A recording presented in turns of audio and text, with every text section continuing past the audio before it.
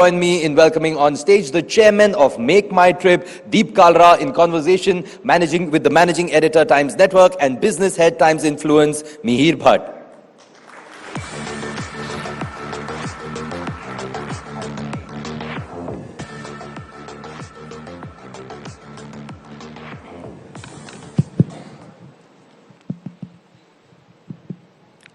Thank you, Deep, for joining us. My pleasure. As you can see, our theme is Future Begins Here.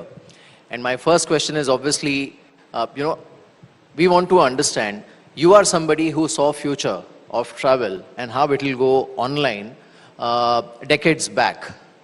So what was your thought process when you actually ventured into online travel portal? Because till then, this whole industry was completely fragmented. There were a lot of mom and pop shops, and it was quite unorganized. So the credit goes to you, and I think he deserves a huge round of applause for that.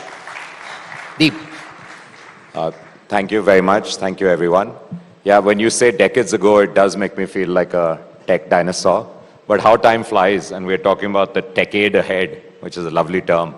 So I started MakeMyTrip way back in 2000. And for me, the motivator at that point of time was fairly simple. At one side, it was to do my own venture. I'd worked with 3 different companies, ABN AMRO, AMF Bowling, and GE Capital. And I don't think I was entirely satisfied working for a company, although they were wonderful companies, but there was something inside which probably was driving me to do my own thing. But more importantly, it was an introduction to the internet, both formally and informally. So informally, those of you who were, I think, old enough to be tinkering around on the internet in maybe '99 in India, when Akhil's company had not really given us very fast broadband. So it was 128 Mbps, really slow connectivity, dial-up modems, that horrible noise and breakdowns, etc. all the time. So yeah, I think I was a child of that era. But even then, despite the painful experience of staying online, even then, it was clear that this is something which is going to change everything. It was like a huge force. There was something like which has not happened, at least in my lifetime. I was 30 then, and I was saying, this is amazing. It also afforded the opportunity of someone with probably little capital, because I was a professional from a service family, to do something, to dream of doing something of his or her own. And you could do it with little capital. Yes, venture capital was available way back then. Then we went through the drought of the dot-com bust, which is another story for another day. But those were the drivers. And why travel? My thesis at that point of time was things that are largely being transacted, products and services that are being transacted on the phone, are most likely to move online first.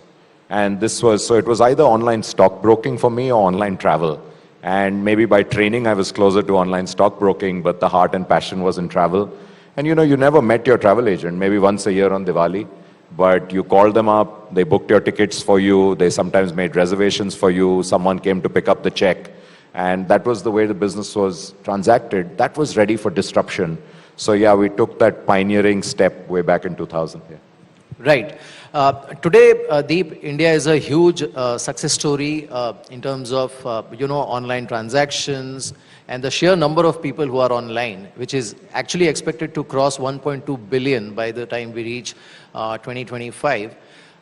Standing here today, what is your sense? The new technology, 5G, 6G, AR, AI, how are they going to shape the future of travel and tourism industry? I think we have to take one quick step back, and we have to firstly fully appreciate what is different about travel from other goods and services that are sold online. Firstly and most importantly, travel is perishable. So therefore, if today this hotel doesn't sell, let's say, 20% of their rooms, that 20% is gone forever. So there is incremental benefit in selling every last room and for an airline to sell every last ticket. Now, why doesn't that happen? Because why don't you get the cheapest tickets on the last day? We all ask, in fact, now there are questions in Parliament, why are tickets so expensive? It doesn't happen because big brands don't want to dilute their brand position. So, but they do it wisely, they do it smartly. The lowest prices are available either very early on or sometimes last minute for certain kind of brands who are quite happy to sell some tickets in the end last minute. So products are perishable. Secondly, travel products are not like any other products where they don't occupy a space in your house, whether on your kitchen shelf or in your bathroom shelf or in your cupboard or wardrobe. They're very different because they actually occupy a piece of your mind and time. So when people say, hey, when I'm going and buying something else, let's say on Amazon, on Flipkart, I might want to buy something travel. It doesn't happen. And we've tried it many times. It doesn't happen because you don't say, I'm buying a mobile phone, or I'm buying a mobile phone cover, a charger, an aftershave, blah, blah. I need all of this. Oh, guess what? Nice ticket, let me buy it. It doesn't happen. You go and book a ticket or book a hotel room only when you're ready for travel and you commit to time. So these two things make the influence of technology very, very potent on travel. Till 1960, all airline tickets were manually done and there was no system. So the first GDS or Global Distribution System came up in 57-60 in the US. Imagine at that point of time, if you were booking a ticket, let's say on even Air India, from Delhi to London or Delhi to Bombay, and you were sitting in Calcutta while booking it, which could well happen, they had to make many calls to understand, do we have enough tickets available on my stock? And they could never be a perfect or an optimal solution. Technology changed that. Then more advances came in technology, but the biggest advance and the biggest impact really, I think, has been the web, the internet, and then of course, mobile phones, smartphones, and now we'll talk about AI, because fundamentally they have helped suppliers, again, airlines, hotels, railways, bus operators, car operators, to optimize and maximize the revenue yield that they can get on their perishable inventory. And that's most important. At the same point of time, the other stakeholder in the game is all of us as consumers to get the best deal given the circumstance, what's happening, to get all the options as you see. Today it seems like pretty easy to do, but I can tell you building the first direct connect with an airline was one hell of a job. It took, I kid you not, close to 6 months to convince Air Deccan, which was the first low-cost carrier that we tied up with way back again in I think 2004, 2005, to convince them to give inventory through a direct connect because they actually didn't know what that was.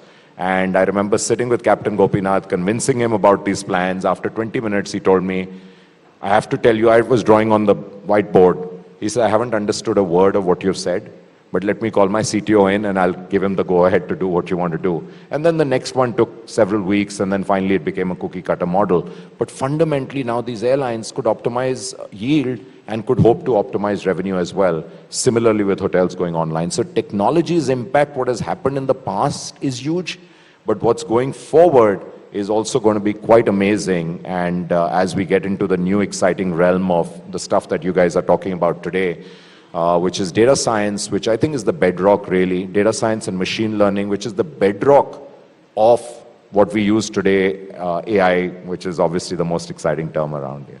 Right. Deep, also, globally, if we look at the travel and tourism industry, you know, it almost contributes more than 11% of global GDP or world economy. In India, as we catch up with technology and as more and more Indians migrate to being online, do you see the market share of travel and tourism industry going up in the overall contribution to GDP? It should, you know. 11% is a very big number as a contributor to GDP. It's also, by the way, about the same 10 to 11% of jobs created. So it's actually one of the sectors which plays to our advantage as a country, as an economy. So firstly, we have to keep in mind that India, I think, is bestowed with natural beauty, natural places, cultural, historical, probably more than any other country in the world. That being said, I think we've done quite a sad job of promoting ourselves the way it should be. We rank number 22 or 23 in the frequently visited, like in countries traveled to, which is sad for a country our size. Why doesn't it happen? We can say our marketing is not great. I tend to disagree. I think Incredible India has been a fantastic campaign, etc. I think it's perception, which is not far from reality. So firstly, India is perceived as sadly an unsafe place for a lot of foreigners. So either you get two kinds of travelers coming to India. Either they come with the high-end travel, which is, rose-tinted glasses, you come, you stay in 5 stars, that's a thin sliver. Till recently, pre-COVID, hotels used to love and only look at these customers. I can tell you it all changed during COVID. It's the domestic traveler who's spending more, and now every hotel says domestic is the most important. Or you have backpackers. But you don't have the middle class. So a middle-class American or a middle-class European traveling to India as one of their first choices doesn't happen automatically. It's considered an exotic place, but also a risky place. So we have to change that. The second thing which we don't have, I think, is easy infrastructure last mile. I think we've got now a lot of infrastructure happening in terms of new airports, in terms of wonderful new roads, but the last mile is still lacking. Therefore, when we are in season, every hotel you'll see the hotspots get choked up, and we're putting a lot of pressure on them. So I think we have to change that. If we manage to change that, travel and tourism can play, definitely, I think we can pick up a couple of percentage points in the next few years as a share of market. Right. Deep, what is this about, the whole focus about sustainable travel and sustainable industry, especially the travel and tourism industry?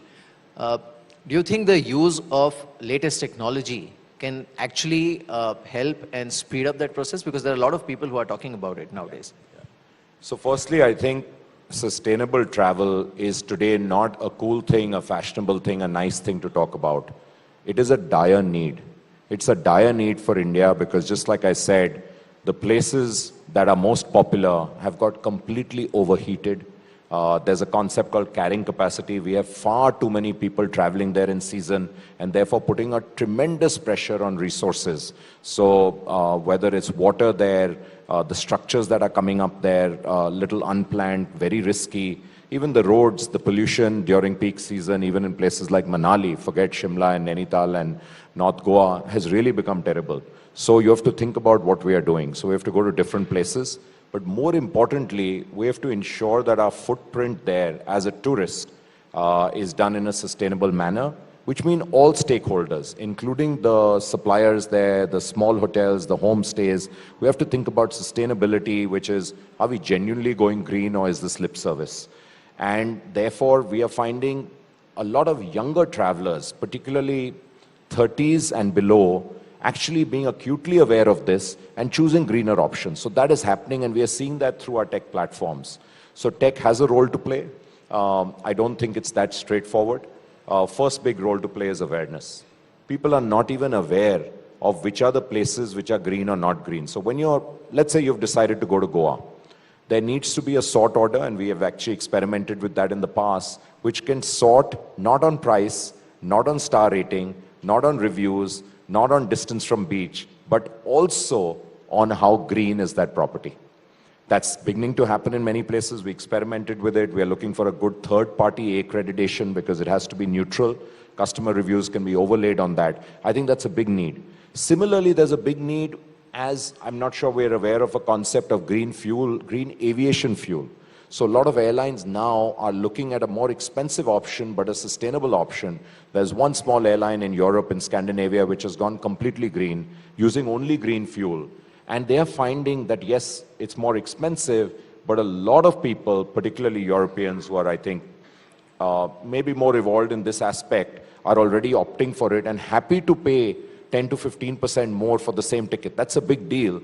But to say we traveled green, therefore my carbon footprint is actually much, much lower than what it would have been. So people are getting that kind of consciousness. In India, it's being led by two cohorts, and there's a big overlap between them. One, the youth, like I said, and the second, the digital avant-garde, and they are also the youth. So there's a massive overlap between the two, and they're the ones who are actually, I think, not only aware, but giving a thumbs up and actually putting their money where their mouth is. Our job as a platform is to do that aggregation, that sorting, that selection, so that people can make a more informed choice. I'll give you a small example. So way back, I think 16 years ago, we launched something which many of you who've used our platform would have seen, where we said, help offset your carbon footprint by taking this trip, by contributing to maybe one tree or more trees, but as low as 5 rupees, which now goes to the Make My Trip Foundation, which works with 5 or 6 different NGOs on the ground, like Seva Mandir in Udaipur, Tata Trust in Uttarakhand. We're working on a very exciting project in Andamans, where we've built water ATMs already last 3 years, where people don't have to use plastic bottles, but can refill the bottles given to them. And people, 18 to 19% of Indian customers contributed that 5 or 10 rupees for a greener tomorrow. So I'm actually very enthused with the kind of reaction people have had and happy to put money in for that. And that has helped us. We've planted now with that money and our own company support 1.2 million trees with Seva Mandir largely, which is already done, and more. This is happening.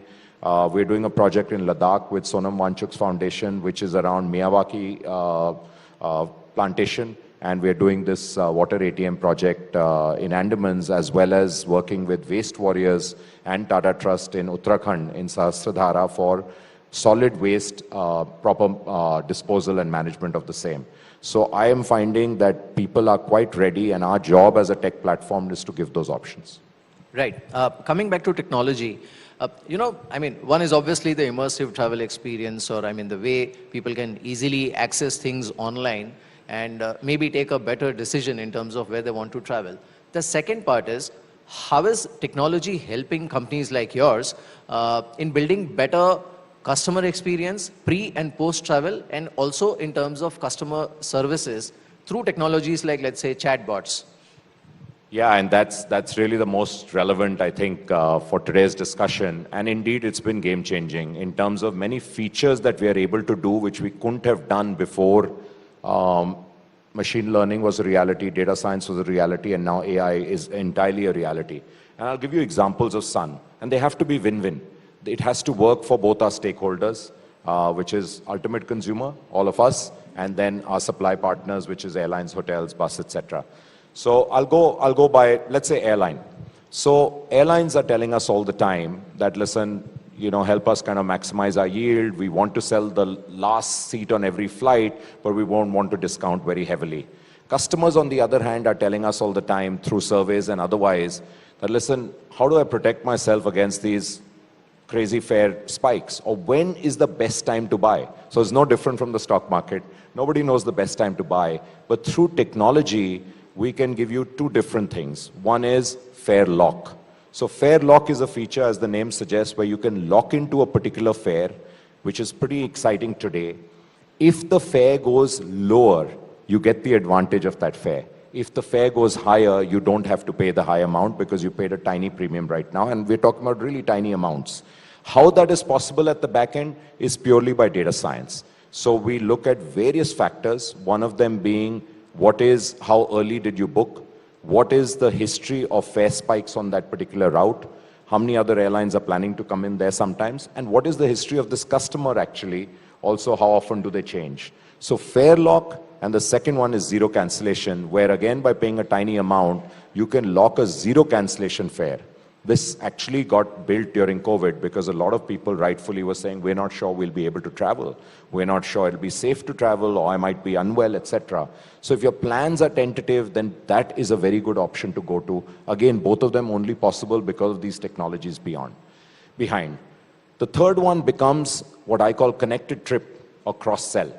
So if you booked a flight, you're sitting in Delhi, you're going to Bangalore, at the right point of time, it makes a lot of sense to give you a very good offer for booking a cab to the airport. 80% of people in India actually book cabs to go to the airport. 20% have someone leave them, either their own car and driver or a friend or family or whatever. 80% book cabs, and then of course there's metro. So that 80%, you have to give a very good offer. And the beauty of the cab offer that we can give, of course there's Uber and Ola, is that is seamlessly tied up with your flight. So if your flight is delayed, that gets delayed automatically. If your incoming flight is delayed, they are already informed about that, so you don't have to, panic. Also, you beat rush hour. We've all seen what happens in rush hour when you end up at an airport. Flights, basically there's a huge waiting, your cab keeps cancelling out. We found that to be very popular. And also offering hotel deals, which hotels are willing to give only to customers who have shown distinct intent to travel, which is an actual flying customer. So Bangalore hotels will give us very good deals, not to display on the site, but to offer only to people who have actually taken a flight to come to Bangalore, because then they know that they're offering a genuine customer and they're not diluting their brand. So we are finding that also to find a lot of traction. For hotels, hotel ranking is now entirely based on your customer intent that you've shown us. So we have a huge repository we are building all the time of data of customer intent, which is much larger than customer buying.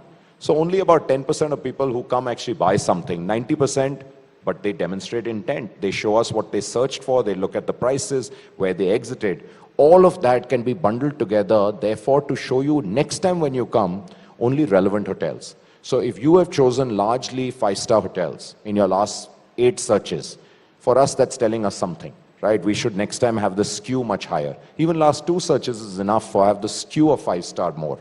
Similarly, if you have traveled very often, you typically travel with family, then we have to show you places which are like family-like hotels. But if you travel on business and you're a consultant and you do Delhi, Bangalore, 8 a.m. in the morning, and you come back on Friday, leave on Monday, typical consultant lifestyle, then we actually have a feature which is flights you prefer, trips you prefer. So what you have preferred, then your conversion becomes very quick. We also have a feature which is quick book. So for the frequent business travelers, that quick book means you can get done in less than a minute and get done. All of this is getting powered like this. For rail, there's a very exciting product which people don't really know, which is a cancellation product, which we actually call Trip Guarantee, which basically says if you book a ticket which is waitlisted today, and if that waitlist doesn't get confirmed when the chart is prepared, we give you 3 times the amount. Why 3 times? That enables you to either go to a premium class which might be available, so upper class in the train, or cab if it's a short distance, or flight. And we are finding a lot of people converting for that. So you can rest assured, book it even it's on waitlist and take away the anxiety. A lot of work also on post-sales is happening where we've automated these flows. So yeah, very, very exciting times. And you know what I'd love to share with you is what's happening today with AI, which the new model on AI, which we are all aware of, is generative AI, right? This generative model is heady, and the things it can do to summarize very intelligently the reviews you're getting, not in tabular form, but in a very easy to understand form, to help us build content in a very interesting manner. So we're building core capabilities, but we will work with the leading players for this. Right. One last question, Deep.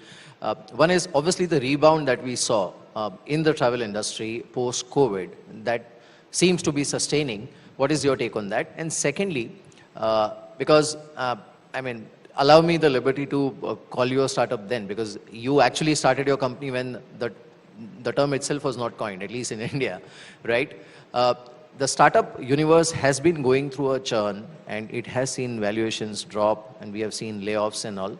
So what is your outlook on that? Yeah, absolutely. The rebound or the revenge travel and many terms given is heartening for all of us to see. It's real.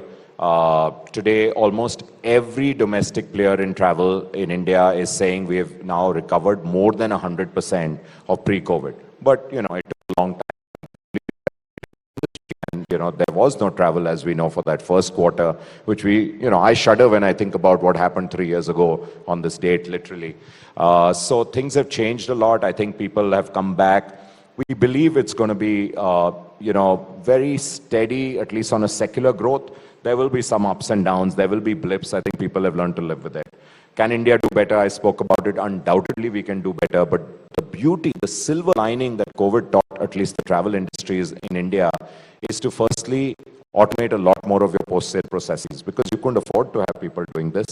Also, to prepare better, the standards and the SOPs that are put in place today for hygiene, for health, for care and safety are much, much better.